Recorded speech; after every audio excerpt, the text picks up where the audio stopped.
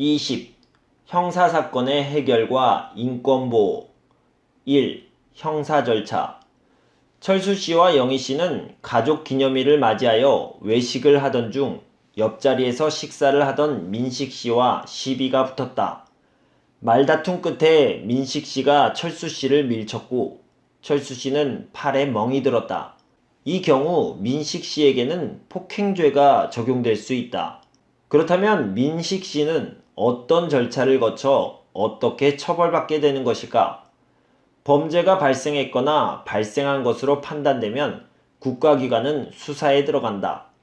이때 잘못을 저지른 것으로 의심을 받아 수사의 대상이 되는 사람을 피의자라고 부른다. 경찰에서는 피의자인 민식 씨와 피해자인 철수 씨, 목격자 등을 조사하고 조사 결과 민식 씨의 죄가 인정되면 경찰에서 검찰로 송치한다. 검찰에서는 수사 기록 등을 살펴본 후 법원에 재판을 요청할지를 판단한다. 법원에 재판을 요청하는 것을 기소라고 부르며 피의자가 기소된 이후에는 피고인이라고 부른다. 검찰이 기소를 하면 형사재판이 진행된다. 형사재판은 각종 범죄가 발생한 경우 피고인이 죄가 있는지, 죄가 있다면 어떠한 처벌을 받아야 하는지에 대한 재판을 말한다.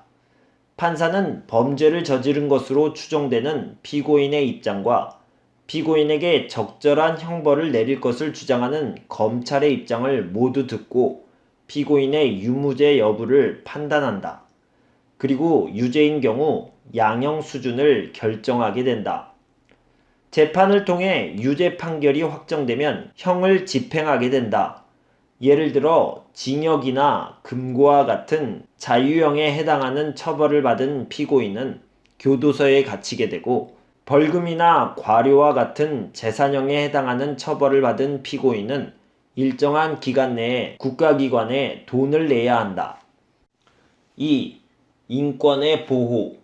대한민국의 법에서는 형사 절차를 진행하는 과정에서 국가 권력에 의해 피의자나 피고인의 인권이 침해되는 것을 막기 위해 여러 권리를 보장하고 있다. 먼저 형사 절차의 적용을 받을 때에는 정당한 법 절차에 따라서 이루어지도록 하고 있다. 체포나 구속, 압수, 수색 등을 할 때에는 판사의 영장을 받아 합법적인 절차에 따라 진행해야 하고 처벌을 받을 때에도 법에 따르도록 하고 있다.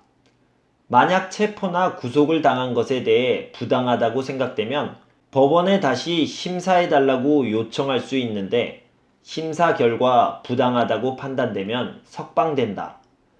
피고인의 유죄를 밝히기 위해 고문을 하는 것은 허용되지 않는다. 고문을 통해 거짓 자백을 하게 될 우려가 있기 때문이다. 만약 고문이나 협박, 폭행과 같은 방법으로 자백을 한 경우에 그 자백은 증거로 인정되지 않는다. 또한 형사 절차에서 피의자나 피고인에게 유죄 판결이 확정되기 전까지는 무죄로 추정된다. 검사가 피고인이 유죄임을 확실하게 밝혀내지 못했을 때에는 무죄를 선고해야 한다. 이러한 정신은 10명의 범인을 놓치더라도 1명의 억울한 죄인을 만들지 말라라는 말에 잘 드러나 있다. 한편 모든 국민은 체포 또는 구속을 당하게 되는 경우 변호인의 도움을 받을 권리를 갖는다.